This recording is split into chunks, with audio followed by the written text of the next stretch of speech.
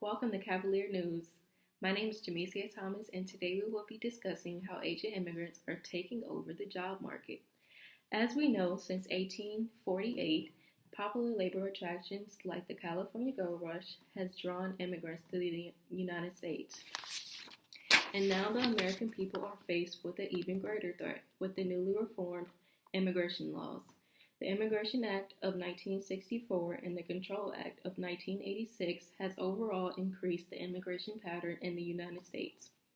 The United States has been forced to make a cultural and social shift due to these laws, and citizens are not happy about it.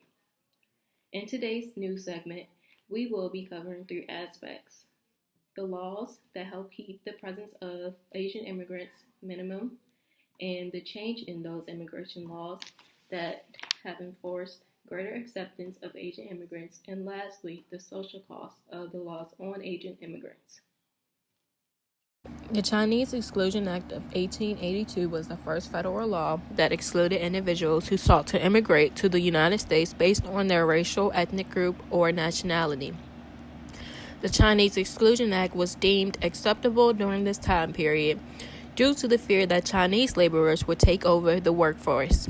For example, in areas in the West Coast, like California during the California Gold Rush, were especially prone to declining wages and economic liberties for Asian immigrant workers. These Asian immigrants have been portrayed as barbarians threatening American civilization and culture. Quoted by Park. The Immigration Act of 1924 restricted the number of immigrants allowed to immigrate into the United States according to the national origins quota. The national origin quota was not based on the size of the country, which would have been rational, that the immigrants came from, but based on the nationality of the immigrant. The national origin quota allowed for 2% of the visas for immigrants to come to the United States. Jane Ting's article covered the Nationality Act of 1940, which stated that persons of white descent, African descent, and Native people were eligible to become a naturalized citizen. In other words, everyone was salutatorily eligible to become naturalized except Asians. These are just a few discriminatory policies that withheld Asian immigrants from becoming a naturalized citizen and coming to America as immigrants. Even in today's immigration acts, the preceding ones play a major role in today's immigration laws. Throughout the 1920s and 1930s, Asian immigrants were completely marginalized as a whole. In essence, they were victims of prejudiced beliefs, resentment, and racial hatred by white America. The Chinese Exclusion Act, the Immigration Act of 1924, and the Nationality Act of 1940 are a few of the discriminatory laws enforced during the 20th century that captured the increasing distance between the Asian and white immigration patterns and acceptance in the United States. The differences that were identified were political, cultural, and social, in which Asian immigrants were viewed upon as lesser than the typical American citizen. Beginning in the 1960s, the government made changes to the immigration policy of the United States. The Immigration Act of 1965 allowed large-scale immigration into the U.S. based on having skills to work or having a relationship to a current legal resident of the nation.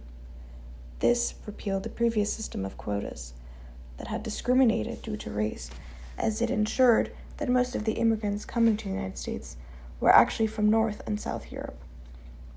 This act resulted in an influx of immigrants from Africa, Southeast Europe, and Asia, the area that had been previously restricted by the quotas.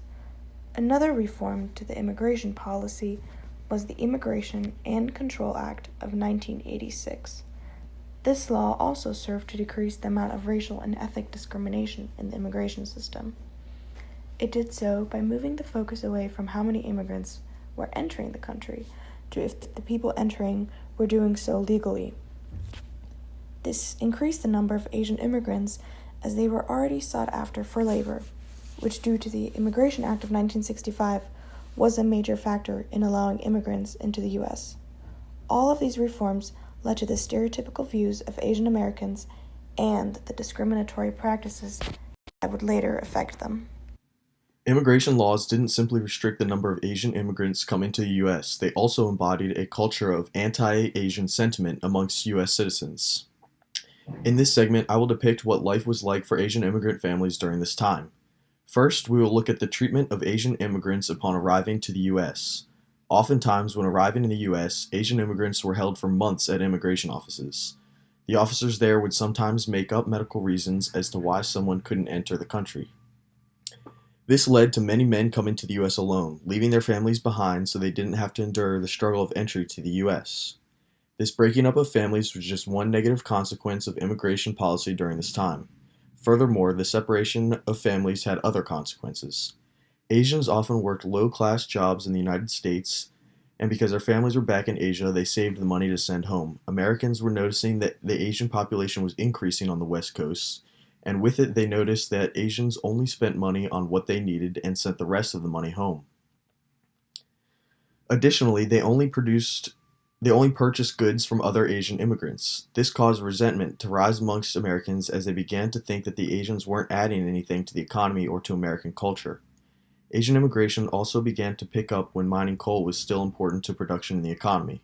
Many Asian immigrants were coming to America and taking the cheap labor mining jobs from Americans.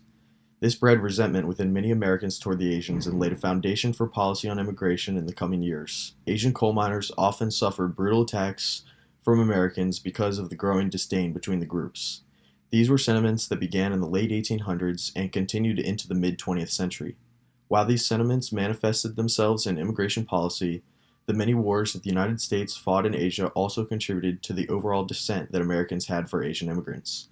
Ultimately, the immigration policy of this time period kept Asian immigration low. With low numbers in the United States, the Asian population here was easily marginalized. The breakup of family units and the intense discrimination that Asians felt in the United States were terrible social effects of anti-Asian policies of the time.